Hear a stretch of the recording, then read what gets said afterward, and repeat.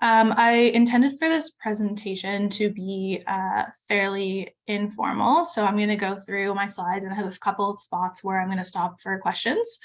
And then at the end, I'd like to have a little bit of a roundtable discussion where you guys can share some of your experiences. So the first little bit is kind of some education and stuff that we've learned. And then from there, we will go on to our discussion. So yeah, as I mentioned, some talk about some challenges and the different monitoring and sampling techniques we use that I think could be helpful to you guys as well. So just a little bit about us first. I'm not sure if everybody here is from PEI. There was a couple people from, I think, New Brunswick that was going to join us. So if you're familiar with PEI, Charlottetown's just to the left of this little marker and Stratford's to the right. I can't see your PowerPoint, Kaylee. The pointer? No, it's still your face. I can't see the screen.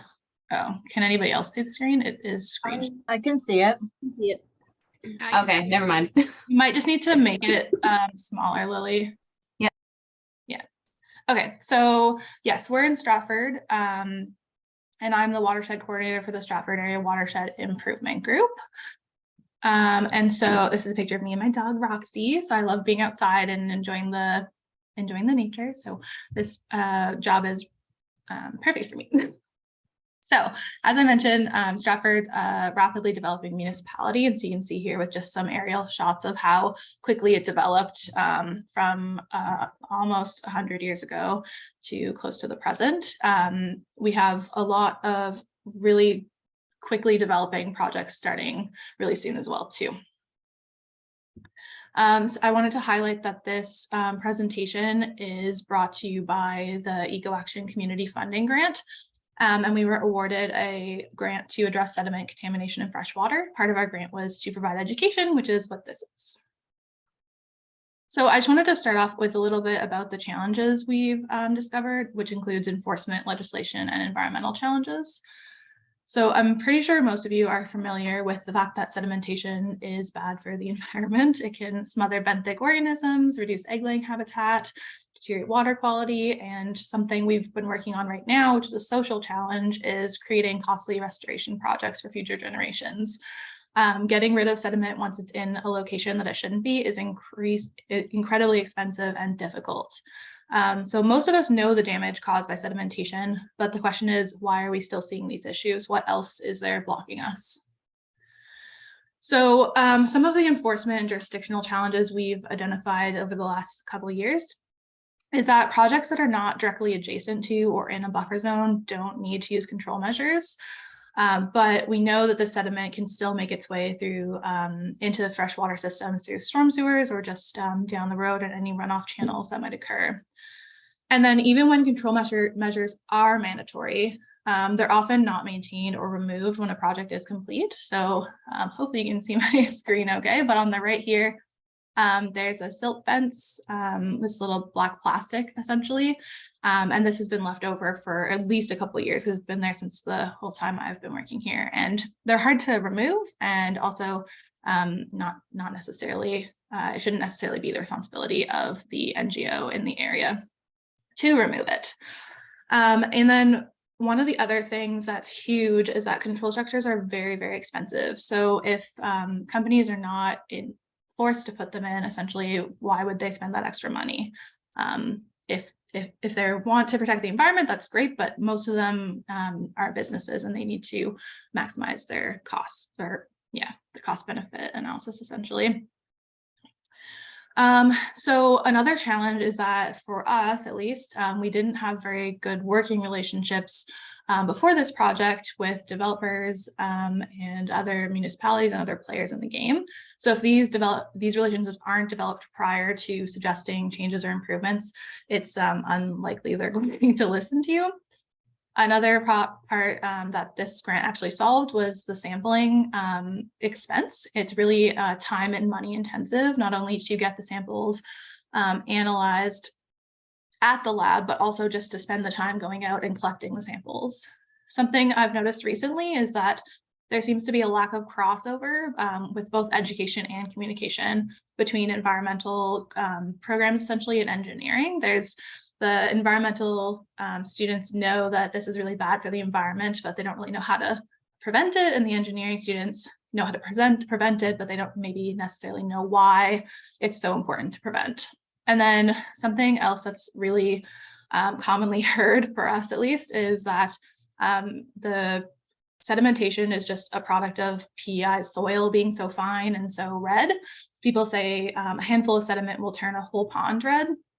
And Maddie Kroll with the town of Stratford prepared this graphic on the right here, which can show you the difference between a little bit of sediment at the bottom right and basically milkshake full of sediment on the top left. So you can really see that there's a difference in the amount of light that penetrates the sample bottle. And so there is a very clear difference in the amount of sediment in the water. So it's kind of overcoming those preconceptions is really difficult.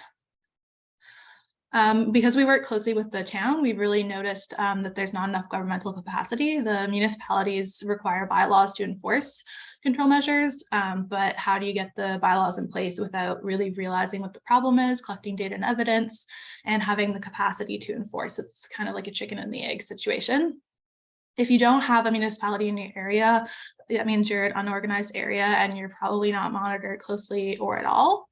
And then specifically for subdivisions, province follows up about once a year, and therefore, if issues occur outside of that time, they might not know about them if people aren't checking in on them. So we just have a lack of capacity in general, which is it's really hard to overcome. And then finally, specifically for Stratford, at least, the province creates our roads and subdivisions and ultimately owns them. And they do use control measures at the stage of building the roads, but they're often not maintained or removed, like you saw earlier with that silt fence left along the highway. And then once it gets past between making the roads to creating individual lots and building on them, the failing structures that were installed for the roads are being relied on, and it doesn't work at that point. So our goal today was to provide some insight into monitoring, sampling, and working with developers to reduce impacts and hopefully help you guys to maybe implement some of these this in your work. So I'm going to go into monitoring the control structures specifically. So we have a few resources that I'd like to point out. The province has guidelines with their watercourse, wetland, and buffer zone activity guides. In there are some explanations of control measures. And then with the town of Stratford, we created multiple documents, which include technical guides, which would be for like engineers and developers. And then pre-construction and weekly checklists, which we intended to be the boots on the ground people, could be watersheds, could be construction workers.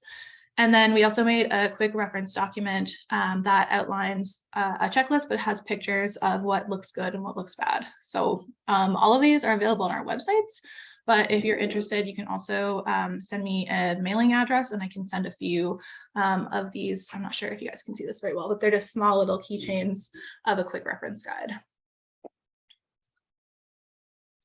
So I kind of went through and thought about what an ideal strategy would be. And in my opinion, this is kind of what I came up with. So the biggest thing is to build relationships wherever possible. So any relationship that you can build beforehand is the best. And then if you have some of those relationships with developers, you might be able to communicate them during the erosion and sediment control plan development. If you can get in before the construction actually happens while the planning stage, you're significantly more likely to make a difference.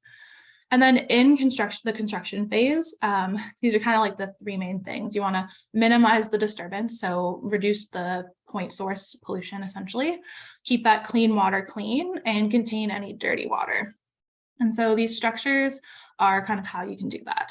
And then from there, you should monitor the structures and the sites prior to rain. If you're able to, you can communicate with the developers to provide suggestions on how to repair the structures, and then visit again post-rainfall to see how the structures fared and sample if necessary. So here's this is a series of slides that explains the different control measures, kind of good and bad, and what to look for while you're out there. So overland flow is the biggest thing to keep clean water clean and contain dirty water. So on the picture on the right, you can see control measures put in place between a very clearly disturbed site and an undisturbed site. So that clean water coming over the grass, it's really important to keep out of your disturbed site, and then you don't have to worry about it picking up sediment. And then on the left, you can see essentially like a holding pond where all the runoff is directed into the holding pond, which is our containing dirty water. So disturbed area stabilization can be accomplished usually by straw or vegetation. You can see that this clearly is not working. This is our quote unquote ineffective control. So there's tunnels from runoff just going right through that vegetation and straw. It's clearly not working. So what should we do to make it work better? For straw specifically, you need a really thick layer of straw for it to work. It kind of like mats together and holds itself together when it's thicker and doesn't blow away. And then on the left, for sure you're all familiar with hydro seeding. It's way better than loose seeds in most applications because it sticks to the surface and helps the vegetation come in thicker and more consistent. And so that's, in theory, it should give you a better base for your stabilization. And then one huge thing that I've noticed in PEI isn't really, oops, sorry, that's a little bit behind, but this is supposed to say can be a covering or enclosed in a silt fence and meant to keep piles of sediment contained. You want to keep the sediment in place. So if we have these two examples where the sediment's exposed to the elements, you can see in the picture on the right that runoff just takes all that sediment from those piles and brings it right down into culverts. So what can we do about that? As you can see, you could cover it with a weighted tarp, and at the bottom on the left, there's a like a wattle fence, which is wrapped in geotextile fabric that basically lets the rain not even get to the stockpile. That's not practical for large stockpiles all the time, but one thing that could be practical is using silt fences on the right just to block out that runoff. And speaking of silt fences, here are two examples of failing silt fences. So you can see on the left, they're kind of different examples. Left is sagging and improperly secured silt fences, which clearly isn't going to hold back water. And on the right, you can see it was holding back quite a bit of water because it's nice and taut and attached to those stakes pretty good. But a significant amount of sediment has built up. And once that happens, it's just too much weight and the silt fences can fail. So what you're supposed to do is remove that sediment from behind that silt fence. So here's two examples of essentially proper silt fences. On the left, you can see it's nice and taut. And then on the right is a technique called J-hooking, which breaks up long runs of fencing. It makes like smaller pools essentially to hold water, which breaks up the weight because water is incredibly heavy. So want to give the silt fence as much credit as it can or start it. Okay, so we move on to check dams. These are a lot of the time in ditches. And you can see on the left here, well, I'm not sure if you can tell, but this is in Stratford in a subdivision. And so these were left behind after the roads were created. So obviously they weren't intended to last this long, but they're still in place. So they were providing a bit of benefit. But you can see on the left, the straw bales are supposed to be staked in place, but they just kind of separate. And then there's gaps, which lets the water go right through. And then on the right, you can see the rock check dam is basically the water is just going right around it on the side and displacing all of those rocks. And on the bottom, you can see that the amount of flow for that check dam is just, it's way too much. It's just going right over and the water's not being slowed.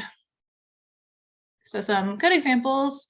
On the left, you can see that's just very freshly installed with the rocks all in place, multiple layers of them. And then on the right, you can see there's a firmly staked in place hay bale, and you can see peeking through the back of it a bit of silt fence as well to help it out. Okay, so for the ponds, sorry, I'm just trying to move that out of the way, sediment ponds, it's meant to hold water and allow it to drop out of suspension. Ideally for a controlled release, they don't always have controlled release parts to it. But on the left, it's really hard to find pictures of these, so I apologize for it being a bit blurry, but you can kind of see it's filled with sediment. It's just overcapacity, which means it needed to be cleared out. And then on the adjacent land, there's also a lack of stabilization, so no vegetation essentially growing. And then the one on the right, obviously also at capacity, but filled with water at this point. And you can see it just overtopping and going right into those culverts without any secondary line of defense. So for example of quote unquote good sediment ponds, this is a developer that's actually been really, really good to work with. And so you can see that they have multiple layers of defenses. So straw bales wrapped in geotextile fabric, fully grassed edges, an elevated outflow pipe, which is great because it adds more capacity, it has emergency spillways, which is these gray areas, which basically avoids a catastrophic failure if it fills up too much. And then I mentioned a controlled release. At the bottom, you can see this, this cap, this structure. Basically, it allows them to slowly release water and kind of be in control if they need to lower the level of the pond. And that lead drains out into a silt fence, which hopefully will help mitigate that release that's happening. These are the emergency spillways. You can kind of see the one on the left, there's lots of rocks displaced. It's not in its proper saddle shape, which just means that it's scouring as the water comes out, and it's adding to the extra sediment that is getting added to the sediment laden waters coming off the development site. So stormwater inlets are incredibly important because they do not go into our sewer system. They go directly into our waterways. So it's important to protect them as well. So in this case, you can see they're unprotected, and one's nearby stockpiles and the other one's basically in a little mini pond of sediment laden water, unfortunately. Again, this is a developer that has been great to work with. We can see on the left here, this was an inlet before repair. You can see they had structures, but they failed over the winter. And then on the right, after we had mentioned it to them, they came back and fixed all of those structures and hopefully installed them properly enough to avoid sediment runoff going through there. And it did work pretty good for the summer. At this point, I just wanted to pause and ask anyone if they have any questions about the structures in general. I know it's a lot of information to take in.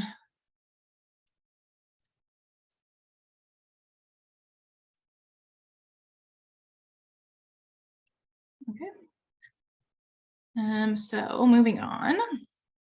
At this point, I just want to give some monitoring and sampling tips from kind of our trial and error that we worked through. So the biggest thing, if you're trying to do a official monitoring program of the structures, is to use a checklist. On the right is an example of our little quick reference guide checklist for a silt fence. One of the biggest tips is just take a ton of photos, especially with the location enabled. And you can have a record of the state of the control structures at the time you were there. Additionally, it's really helpful to monitor a day or two prior to large rain events, because at that point, if you have some of those relationships built, you can reach out to ask them maybe to fix it or repair it a bit before rainfall. So when you do reach out to a developer, it's really important, I found, to attach the photos and give them a specific suggestion on how to improve.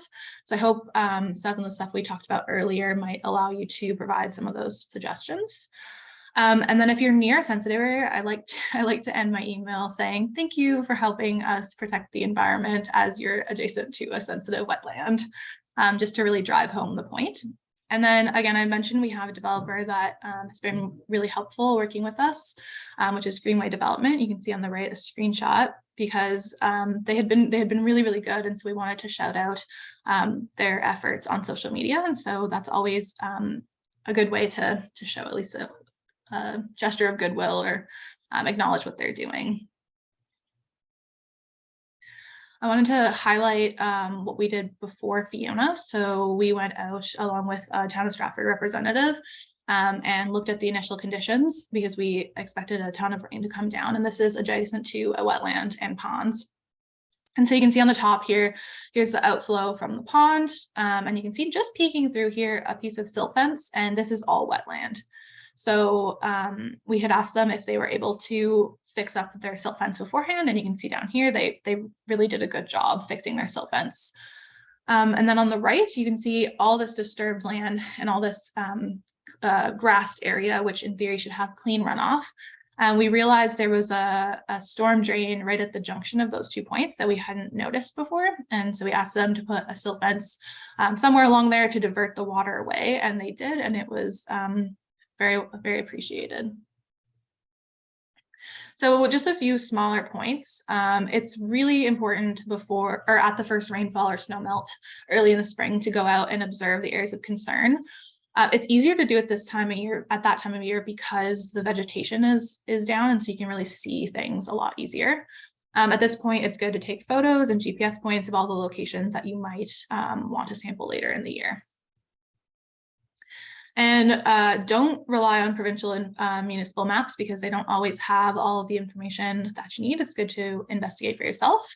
You can see on the bottom on the left, there's a photo, just a lot of roadside plants, but we had suspected there was an unmarked storm drain somewhere along there, and we did find one. So this is the one that we asked them to put up a silt fence to protect. So it's good to investigate yourself. So when you take those GPS points, you can map them out when you get back to the office. So it's really important to look at which sites will give you the most effective data and how many samples you can afford, because as I mentioned earlier, it's quite expensive time-wise, and $12 a sample isn't crazy, but it does add up. So you can lay them out. I use Google Earth Pro. It's a lot quicker to manipulate than GIS, but you can save their files to use on GIS later. So you can see on this side here, it's pretty zoomed out. So there's a little dots all along kind of the roadways, essentially, of areas that we thought would be important to monitor. And from there, you can kind of pare them down. So here's an example of a development area in Stratford. You can see all of this disturbed land up here and a sensitive pond over here in the park. So when you choose where to sample, it's really important to consider access. Is it public land? Is it private land? And if it's private, do you have permission to go on the property? You should also consider how many different developers and landowners are working on the site, because if there's 2 different developers, you might want to consider taking samples in 2 different locations so you can kind of tie it back to the proper developer. Additionally, you should know where your stormwater infrastructure is, your culverts, any storm sewers. You should realize how much money you have to analyze a sample, so choose your sites wisely, and always know where your sensitive areas are as well. So for example, this, oops, sorry, that's getting to that later. So when you think about what you want to sample, you can consider different parameters. So I know a lot of watershed groups already have water quality monitoring equipment, and so do we. And so for actual water courses versus just a ditch, it's nice to be able to collect all the information that a YSI can give you. Like dissolved oxygen, pH, conductivity, all of those different things are great, especially in a water course, because you can get yourself a baseline. In addition, you can send samples to the lab, like TSS, total suspended solids. That's usually what we get out of ditches. And then if you have access to a turbidity meter, that's great. That's a good proxy for suspended solids. You can use that and then not have to submit samples to the lab. So it's good to think about which parameters you want from each location so you don't miss them and you get a consistent number of values each time you go out. So going back to that example I showed earlier, in December of this year, we had a lot of rain. And so I went out to this site to collect some samples. And in this site, there are 2 different developers. So I took some samples from development originating from this area, and then also from this area. And then important to note, we haven't been doing this all the time, but I think it's a really good practice to start, is taking a baseline sample above your disturbed area. So down here, I have a fairly clear sample, although it's still 42 milligrams per liter of total suspended solids is still quite high. But in theory, this is your background for an urban area. And as you can see, all of my values were significantly higher than the background. So all of these sewers converge on our sensitive area, Cotton Park Pond. So we took samples at the inflow and the outflow just to see the difference. Yeah. So as I mentioned, baseline sampling is really important. You can get undisturbed water courses during rain events and without rain events. So on the left, you can see a very clear sample on the top. That's our undisturbed water course during a rain event. And during the same rain event, our disturbed water course at the bottom is significantly more orange. Not terrible, but still orange. And then you should also sample during the rain and afterwards if possible. Again, it really depends on how much time and money you have for sampling. I mentioned taking photos with the location enabled. This is really helpful because then you don't have to take GPS points at the same time. And you should also remember to take a photo with the bottle in the sampling area. So you can see here, my bottle is labeled with the location and date. I always forget the time, but that's also a good point of taking a picture. That time gets saved with your picture. And then you can see the actual conditions of the site in the background, a murky little stream that day.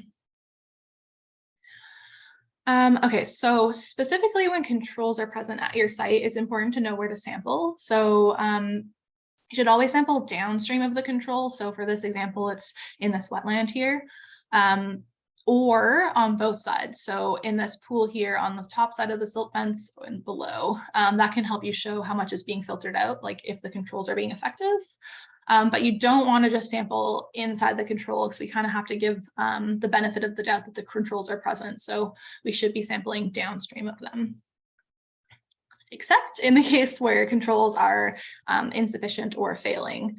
This is a pond, which is a stormwater retention pond. It wasn't really intended for sediment and erosion control. As you can see, it's quite big. And it has some protections with straw bales along the edge here, or sorry, the middle here, and then the edge by the outflow. But when we took a closer look, we realized that a lot of the sediment-laden water was just going right through. So in our case, we deemed that this control was insufficient. It wasn't really working. And so we wanted a sample inside the control. As you can see, the water is going through here. So we have this sample, and then we have another sample downstream at that pond to kind of compare. As I mentioned, baselines are good, but you also can have some control samples. So you can sample clean water coming off disturbed areas adjacent, which could be above or opposite from the disturbance. One of our sites has this very juxtaposed picture where all of this water is coming from a disturbed area and all of this water is coming from already developed, so undisturbed area, and it's striking. All right, so this is just another example. I kind of like to put these maps together to visualize where my sedimentation is coming from. In this case, I would have taken more samples. However, I came across as a runoff event. So this isn't just important for urban areas. Fields obviously have a lot of runoff as well. So this field was having a runoff issue through this backyard. After Fiona, so I suspect a lot of it had to do with the destruction of the trees and the hedgerows. But nonetheless, we did take a sample in the ditch, and then we took a control sample in the opposite side. And eventually, this isn't right next to a water course over here, so wasn't really anything we could do, unfortunately. The farmer didn't really do anything wrong. They didn't change anything. It just happened. So, but it's still really unfortunate because it goes down the street and into these wetlands, and ultimately a creek across the street, which has brook trout in it. So we want to avoid that as much as possible. In some situations, you might have two branches of rivers and have a bit of a debate where the sediment is coming from. So one day we noticed that this pond here, Kelly's Pond, was red, and we wanted to determine if it was coming from the development site or the already developed neighborhood. As you can see, there's two samples here from each branch, and as you can tell by the pictures, the top one was the culprit, for lack of better terms. Again, I just wanted to pause, ask if anybody had any questions specifically about the monitoring and sampling tips I just went over. We're almost to the end.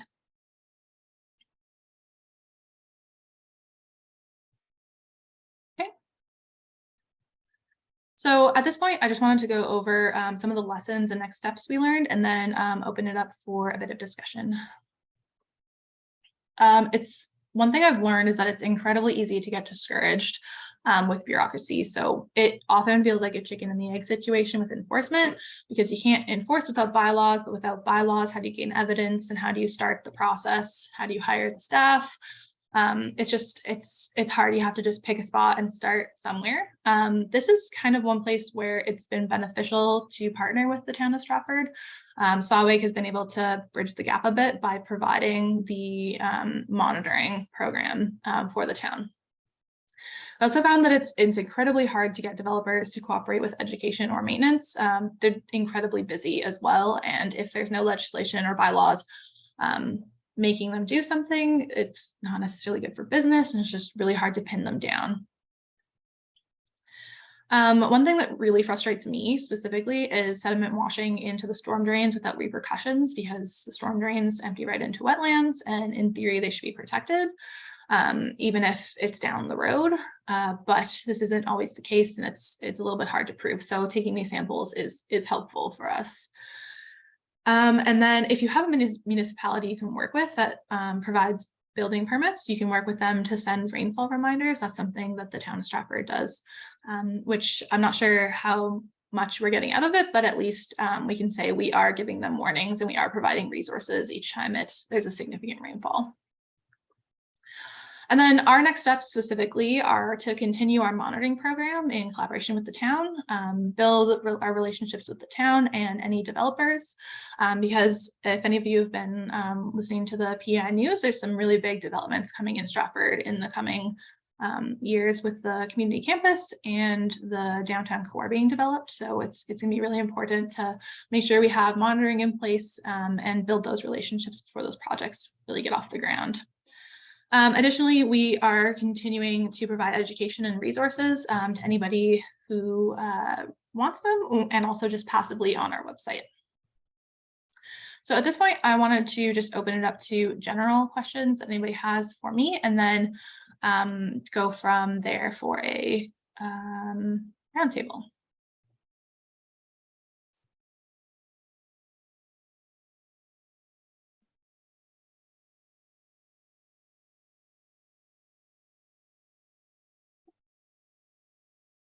Any questions?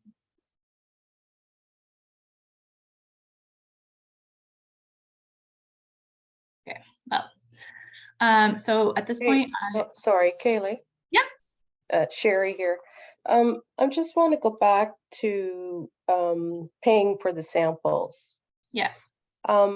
With these developments, are there no, I guess, monitoring controls or anything in place when they get their permits that they have to look after those things?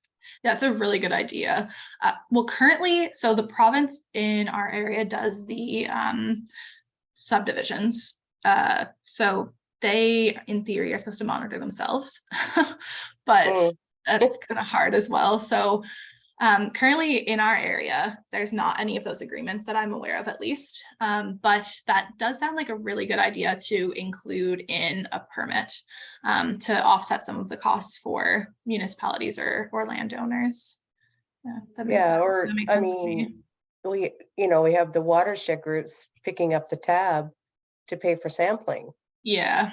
For something that could be included in, in the permit for water control and.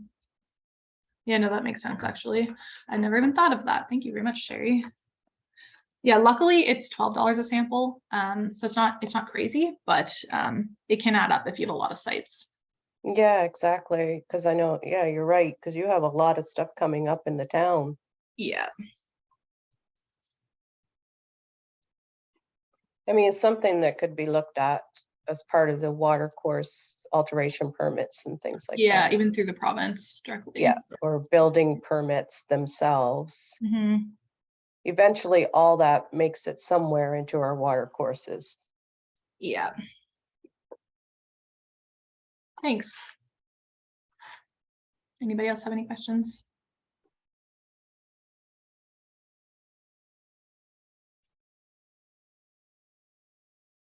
I hope, I know it's urban centric, but I hope a lot of this could be applied to other areas, especially things like sediment retention ponds and stuff could be employed in farmlands. There's a few programs that are creating wetlands, it seems like, which is like an engineered wetland, which can hold back some sediment, which is a really cool program.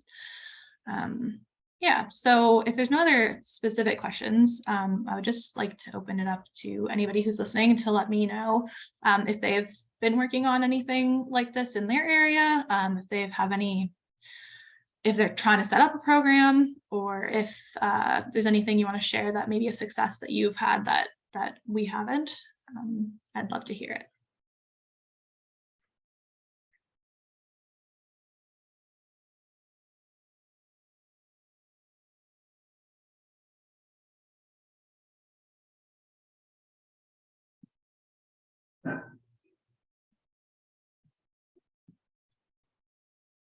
I'm just gonna mention that Cornwall similar monitoring being completed, and again struggles with like the enforcement side of things, even from the town's perspective, just who they're hiring and whatnot. So it is still like a challenge, and I think it's great that municipalities can start to adopt some of the monitoring techniques. So it's not just Watershed Groups providing that as almost like a service to them, so they can get more, I guess, better at being conscious of, what they're doing to the watershed in their town.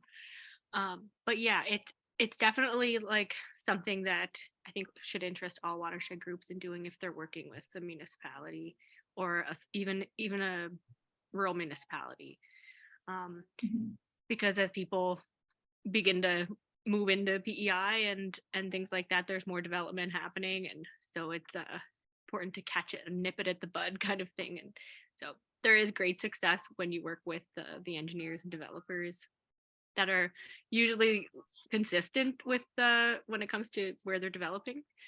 So yeah, I just wanted to share that little bit, and I hope that some of you will take this on, and please feel free to reach out to me as well if you're looking for how to start things up. And Kaylee's definitely a great resource as well. So yeah, that's all I just wanted to say. Thank you. Thanks, Kaylee. Kaylee. Any municipalities that wanna? I see you guys on there. Hello. If my video will turn on. Yeah, I just thought I'd chime in two things. One, I don't know if you mentioned, maybe I didn't hear, but those documents that we had done up, those like key cards and checklists and brochures, they're all printed off in waterproof copies, so they're meant to be out on site. So we're trying to get the information. We're working with various levels of people in these projects, but there's the engineers, but then the people actually on the site are oftentimes those with the most control. So we're trying to kind of get at those individuals, and maybe those same things would be useful to people in rural watersheds where you're dealing with people working in agriculture. And then just to point out, like Stratford and Cornwall joined in on this project together because there's so many similarities between the two municipalities. That piece with the province owning the roads and permitting for that part of a subdivision, and then the rapid rate of growth, and then the problems being seen obviously with sediment and runoff in those two municipalities. So that's kind of where that partnership came out of.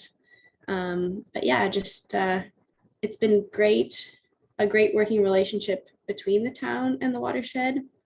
And we have a long way to go. Obviously, this is sort of where we're at now, but there's a lot more that we can and should be doing on this. And we kind of have to sort of figure out, how we can make a bigger impact and how we can work better with the province and how the municipality can do more and work better with developers. But I think we're a lot further ahead than we were. But as development continues and the rate of growth increases, it will get harder. So yeah, we're doing what we have the capacity to do now, but hopefully we'll have more capacity at some point to further this. Yeah, it's difficult. I think I mentioned it, but all of the resources are on our website for people to print off if they're interested. And I do have physical copies if anybody would like me to mail them. Like Maddie said, they're these at least are like resistant, and then we have a couple, some laminated checklists as well. Yeah, and I don't know if anybody would be interested in sharing, but I'd love to hear from someone who's in a watershed where you're experiencing runoff issues not related to perhaps commercial development. Maybe it's agriculture or some other form of development. If you'd like to share, that would be great. Or if you have information to share on like sampling and you know, what you found in your watershed from like a water quality point of view, feel free to share. I'll leave it there. Thanks, Maddie.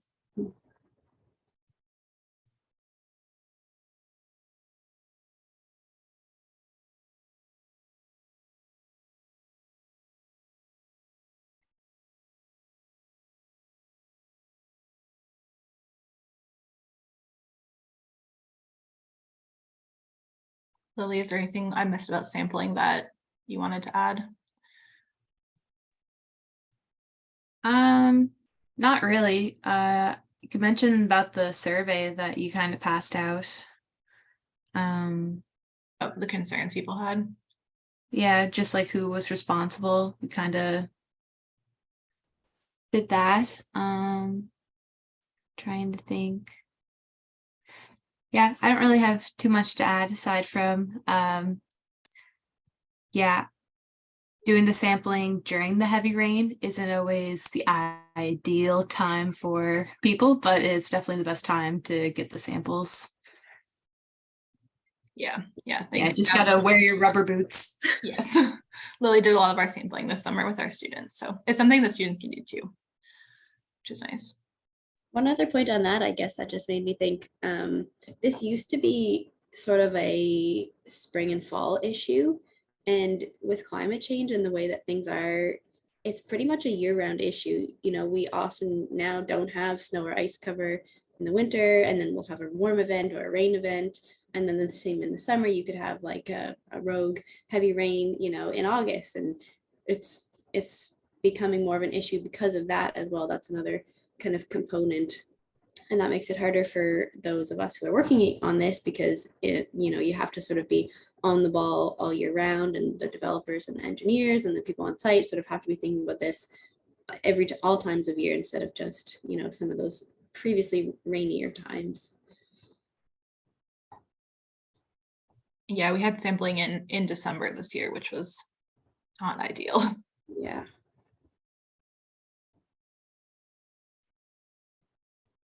Yeah, even the sampling of the ditches and everything I found was really nice. Just in terms of like, I mean, with the developers that are in the Stratford area too, just especially how they're on site in the summer. In the fall, often when we're doing sampling, does tend to spark a conversation. And you know, it's good to see each other face to face instead of just over emails back and forth too. Yeah, it's a really good point. Yeah, if anybody else had anything to chime in about or has a question about what I presented earlier, take it now, but if not, we can wrap this up. So.